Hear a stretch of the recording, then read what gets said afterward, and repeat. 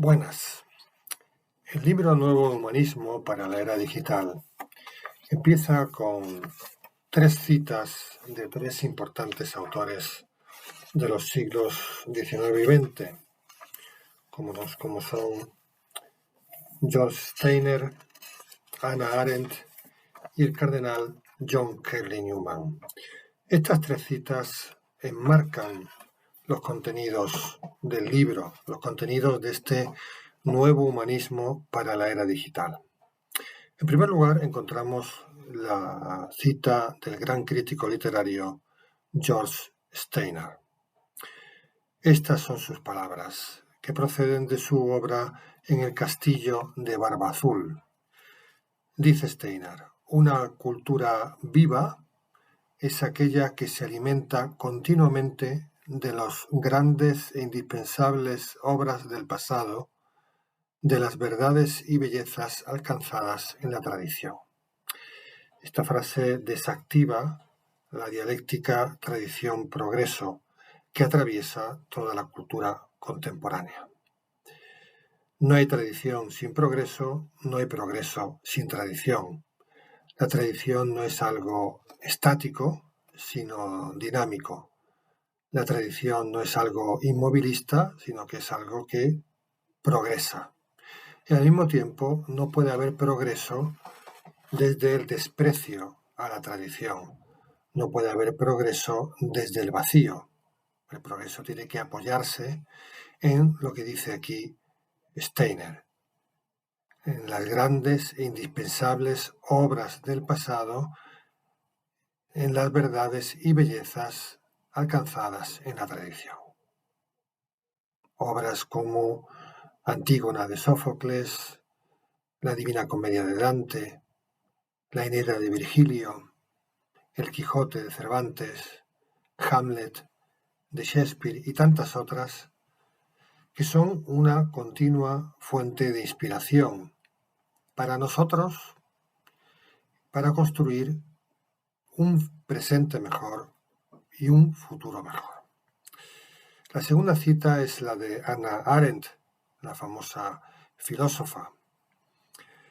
Dice así: procede de su obra 8 ejercicios sobre la reflexión política. Se ha visto, y el hecho habla de la estabilidad de la amalgama, que cada vez que se dudaba de uno de los elementos de la Trinidad romana, religión, autoridad, tradición, o se lo eliminaba, los 2 restantes ya no estaban firmes. Fue pues un error por parte de Lutero pensar que ese desafío a la autoridad temporal de la Iglesia y su apelación al juicio individual y no guiado podía dejar intactas la tradición y la religión. También se equivocaron Hobbes y los teóricos políticos del siglo XVII al suponer que la autoridad y la religión se podían salvar sin la tradición. Por último, también fue un desacierto el de los humanistas que pensaron que sería posible mantenerse dentro de una tradición intacta de la civilización occidental sin religión y sin autoridad. En este breve párrafo, Hannah Arendt explica cómo tradición, autoridad y religión deben ir de la mano. El pensamiento moderno ha hostigado precisamente estos 3 elementos, tanto la tradición como la autoridad como la religión. Y sin embargo, sin tradición, sin autoridad y sin religión, no se puede avanzar en el progreso humano.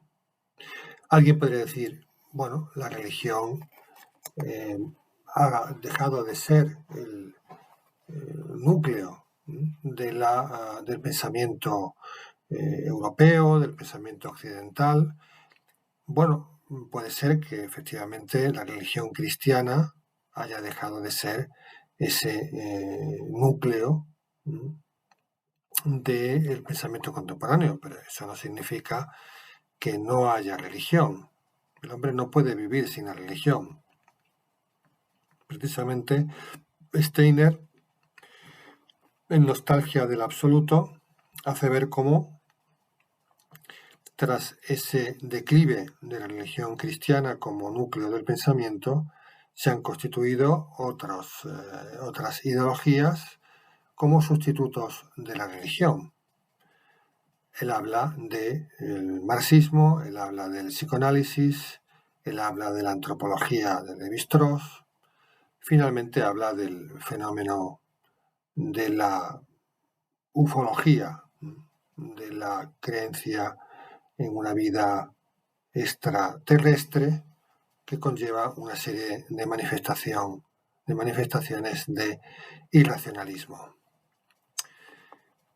Lo que dice Steiner es que estas ideologías, presentándose como científicas, sin embargo, tienen un importante componente místico, o mejor dicho, mítico, de tal manera que podríamos decir, parafraseando el viejo refrán castellano, que aunque el mito se vista de ciencia, mito se queda.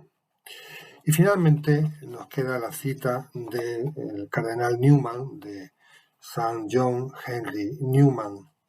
Es una cita que procede de su novela Perder y ganar, una novela con bastantes elementos autobiográficos.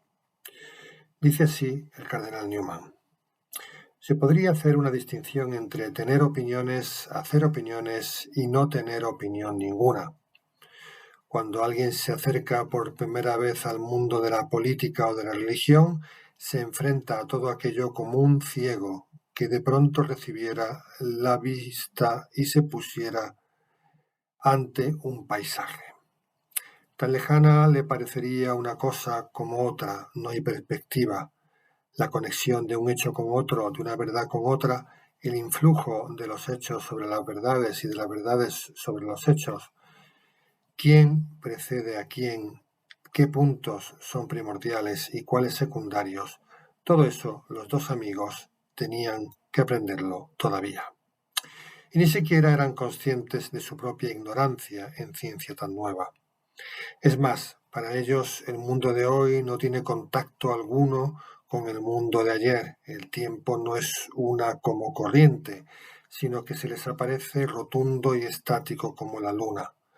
No saben lo que ocurrió hace 10 años y mucho menos lo de hace 100. Para ellos el pasado no vive en el presente.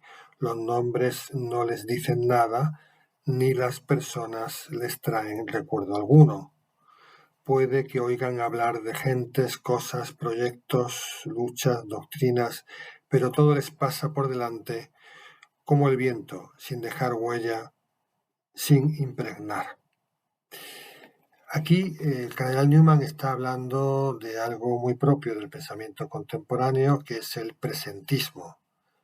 Y también podríamos hablar del adanismo, una especie de culto del presente, una ignorancia del pasado y una proyección hacia un futuro que sin bases sólidas se puede convertir en algo delirante. Me recuerdan estas palabras del cardenal Newman a las de Ortega y Gasset en La rebelión de las masas, cuando habla de que una persona culta del siglo XVIII tenía un mayor conocimiento del mundo y de sí mismo que un presunto culto del siglo XX, en el sentido de que en el hombre masa del que él habla es aquel que cae en el especialismo, es decir, sabe bastante de un fragmento de la realidad, pero ignora el conjunto. Ignora el marco en el que insertar ese fragmento. Pero lo peor no es que posea un juicio o un conocimiento fragmentario, sino que de todo aquello que no es su especialidad, habla con la misma autoridad que de lo que conoce. De manera que se vive en una continua confusión. Como decía el filósofo Bacon, es más fácil salir del error que de la confusión. Sigue diciendo el cardenal Newman: nada crea hueco en sus mentes, no sitúan nada, no tienen sistema, oyen y olvidan, como muchos recuerdan haber oído algo pero no saben dónde. Y tampoco tienen solidez en su modo de razonar, y hoy discurren así y mañana de otra forma que tampoco es exactamente la contraria, sino al azar. Su línea de pensamiento se extravía, nada apunta a un fin determinado, ni tiene un punto de partida sobre el que se asiente un juicio sobre los hombres y las cosas. Muchos hombres andan así durante toda su vida y llegan a ser unos eclesiásticos o políticos que dan pena. Y suerte si caen en buenas manos, se dejan guiar por ellas y se sitúan ventajosamente en el escalafón. Pero si no ese es el caso, van a la deriva actuando como Whigs sin ser Whigs, como Tories sin ser Tories, como radicales o conservadores sin ser ni radicales ni conservadores, como High Church, Low Church, católicos o herejes, sin ser ninguna de esas cosas. Todo según les coja o según les lleven las circunstancias. A veces, cuando se hiere el sentido de su propia importancia, se atrincheran en la idea de que eso prueba que son imparciales, desapasionados, moderados, que no son hombres de partido, cuando, en realidad, son esclavos sin remedio, pues en este mundo no hay otra fuerza que el compromiso con la razón, ni otra libertad que sentirse cautivos de la verdad. En cierto modo, estas citas de estos tres grandes pensadores convergen en señalar la necesidad de conocer la tradición para entender el presente en el que vive y para encaminarse con éxito hacia el futuro.